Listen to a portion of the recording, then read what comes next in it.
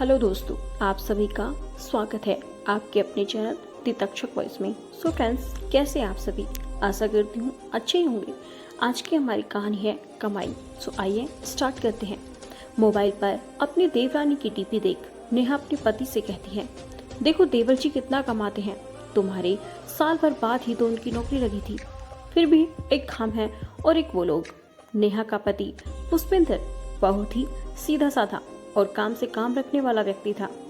वह नेहा की बात सुनकर कहता है, तुम्हें मेरे साथ रहना है तो मैं जितनी तनख्वाह लाता हूँ उसी में चलाना होगा। नेहा, काम ही चला रही हूँ इतने सालों से, कभी मन में अपने लिए एक गहना कपड़ा ना लिया।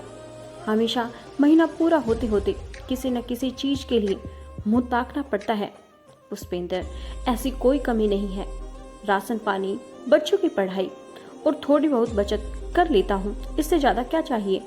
नेहा, जीवन में इन सब के अलावा और भी कुछ होते हैं। हम कभी होटल शॉपिंग नहीं जाते, ना तुम कभी बच्चों को ब्रांडेड कपड़े दिलाते हो। अपने बच्चे सरकारी स्कूल में पढ़ते हैं और वहाँ देखो देवर जी के बच्चे प्राइवेट स्कूल में जाते हैं। नाराज होकर पुष्पेंद्र, बस करो, अब एक दूसरे से तुलना करना। उसका काम करने का तरीका अलग है, पर मुझे उसकी तरह ऊपर की कमाई नहीं जमती। नेहा, आपके आगे तो कुछ कहना ही बेकार है। दोनों में आए दिन इसी तरह की अनबन चलती रहती थी और अंत में पुष्पेंद्र जोर से बोलता, तभी नेहा शांत होती थी। ये उनका कुछ का सही काम हो गया था। दोनों बच्चे ईशा और सनी भी नेहा को समझाते, मम्मी पापा सही रास्ते पर है, सब कुछ तो है अपने पास। कुछ महीनों के बाद एक दिन नेहा के पास उसकी देवरानी रानी का रोते हुए फोन आया, दीदी भाई साहब को भेजो, उन्हें एक एंटी करप्शन वालों ने पकड़ लिया, भाई साहब से कहिए ना कुछ करें। उसकी देवरानी बहुत घबराई हुई सी बोल रही थी। नेहा, हाँ अभी भेजती हूँ। नेहा पुष्पेंद्र को सारी बात बताती है तो पुष्पेंद्र आग बबूला हो जाता है। मैं जाकर क्या करूँगा, जो किया है वह तो भुगतना ही पड़ेगा। नेहा, चलिए प्लीज, रानी रो रही थी। आप बड़े भाई हैं, आप मदद नहीं करेंगे तो उनकी मदद कौन करेगा। पुष्पेंद्र जल्दी से कपड़े पहनकर नेहा से कहता है, चलो। दोनों रानी के घर पहुंचते हैं। रानी का रो रो कर बुला हुआ हाल था, बच्चे भी सहमे हुए सुबक रहे थे। नेहा ने जाकर बच्चों और रानी को संभाला। पुष्पेंद्र ने सारी बात रानी से पूछी तो पता चला ऑफिस में टेंडर पास करवाने के लिए भाई सुरेश ने 1 लाख रुपए की रिश्वत ली, तो एंटी करप्शन वालों ने उसे रंगे हाथों पकड़ लिया और पुलिस कस्टडी में है।